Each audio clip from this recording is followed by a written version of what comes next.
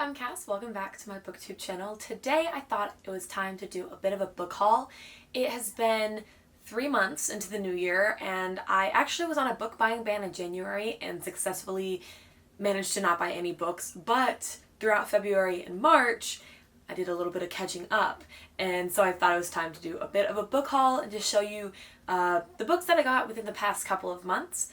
And I'm just going to dive right into it. First we have The Toll by Neil Shusterman. This is the last book, not the first book. This is the last book in the Arc of the Scythe series. And I read this originally back November, December, I think. And I borrowed the books from the library, but I decided that I did enjoy the series enough to justify buying my own copy. And so whenever I see these at half price, I just nab them off the shelf. I am still missing the second book, which is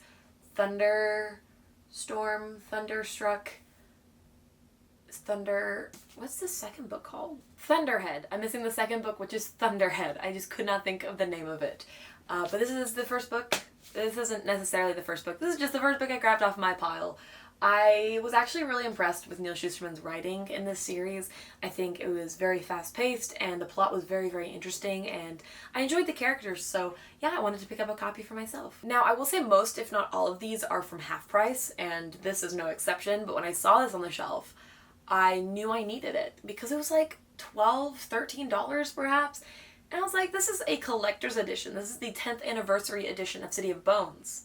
How could I not grab it, you know? It is so pretty. It has a bunch of runes all over the cover and the back is just stunning. Let's see if I can just... Isn't that so pretty? And then even the inside. Seriously, this is such a stunning collector's edition. Do I love City of Bones enough to justify buying another collector's edition? Not really. But the nostalgia got me. Cassie Clare got her little hooks in me with the nostalgia thing.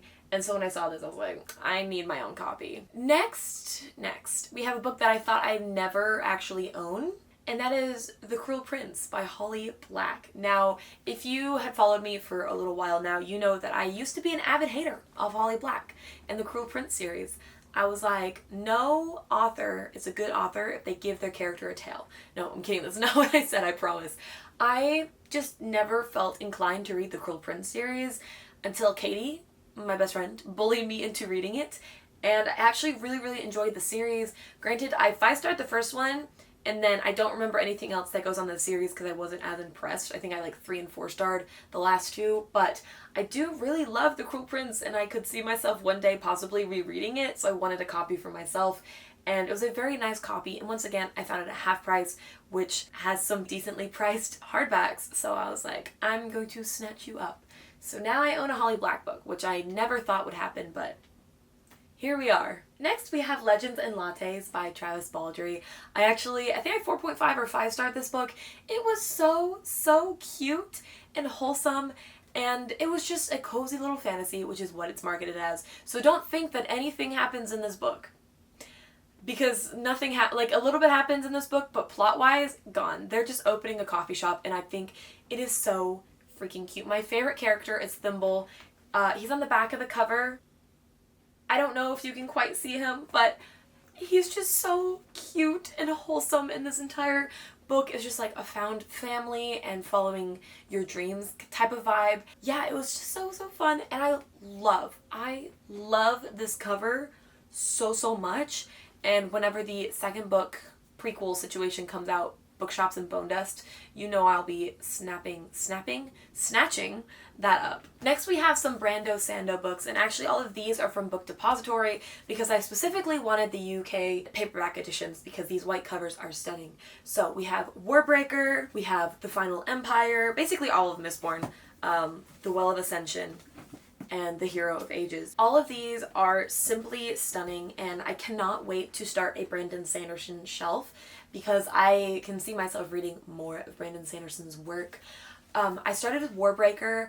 I gave it a 4.5. I thought the writing was so well done and the magic system was so fascinating, and as complex as it was for high fantasy, it wasn't that hard to really follow and keep up with in terms of like how confusing the magic system was or not.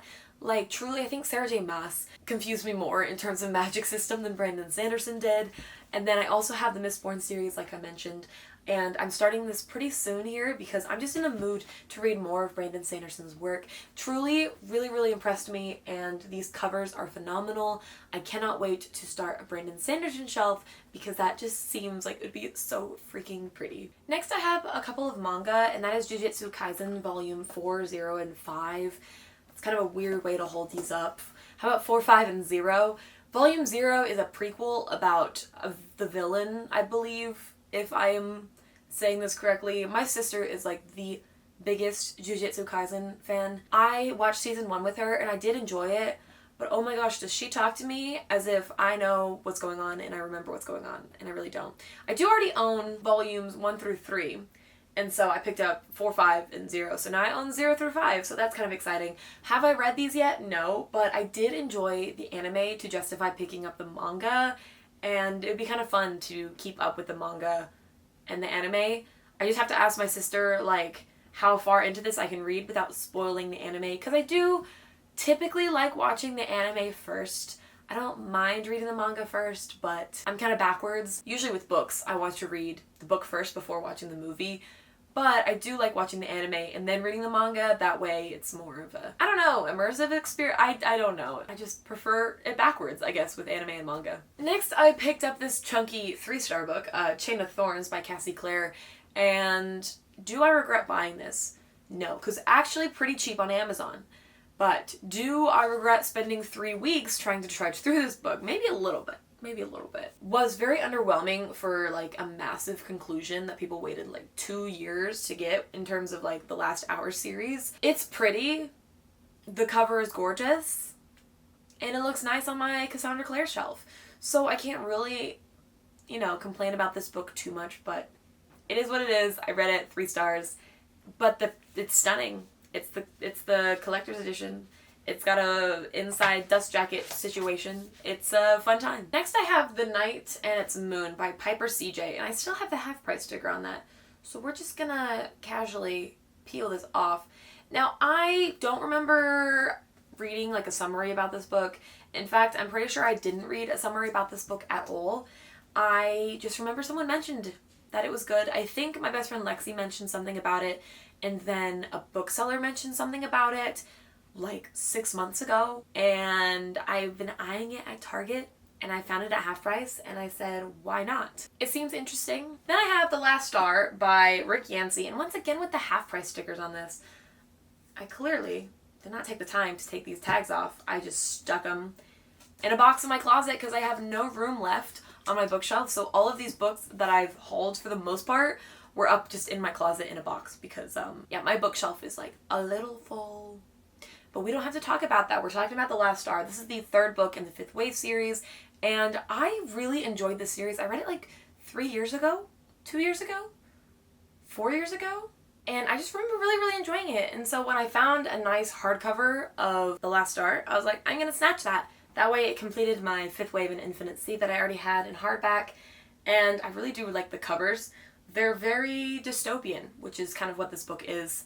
I don't want to spoil, obviously, the summary of the 3rd book, but essentially there are 5 waves that come down to Earth, and it's like sci-fi dystopian, I think. Aliens are basically taking over, but not like your typical like aliens disguised as humans, so it's a whole thing. It's fascinating. I really want to rewatch the movie. I don't remember if I liked the movie or not. I just remember watching the movie after a gymnastics meet in San Antonio at like midnight, and then getting Whataburger at 3 in the morning. That is my memory associated with the 5th Wave movie. I was so young. I was maybe like 13. I don't think I was in high school yet at this point. Regardless, you don't care about that. You care about me putting this book down and talking about the next one. Next we have Stalking Jack the Ripper by Carrie Maniscalco. This is a book that I actually got when I was with Katie. She had noticed the last book that she needed in the series, and I was like, ooh, the first book is there, and that is on my 2023 TBR, and so I nabbed it off the shelf. Granted, it's a little damaged, which is a little sad. I've heard mixed things about this series. I've heard that the romance is really good. I hear that from Katie a lot, but the plot is a little weak. Honestly, I don't read like that many mystery type vibes, but I think the setting of this book might really wrap me in. With the Kingdom of the Wicked series, it was set in Italy, and I actually really enjoyed that. And so I think this is set in London, and Carrie Maniscalco does a good job, in my opinion, with kind of setting the environment and sucking you into the universe. So I hope she can do that with Stalking Jack the Ripper. Like I said, it is on my 2023 TBR, so I'm hoping to pick this up sometime this year. Unfortunately, this sticker is going to stay because there's a sticker underneath that they stuck the sticker on top of, and that sticker's not peeling like the half price stickers do, so they're stuck.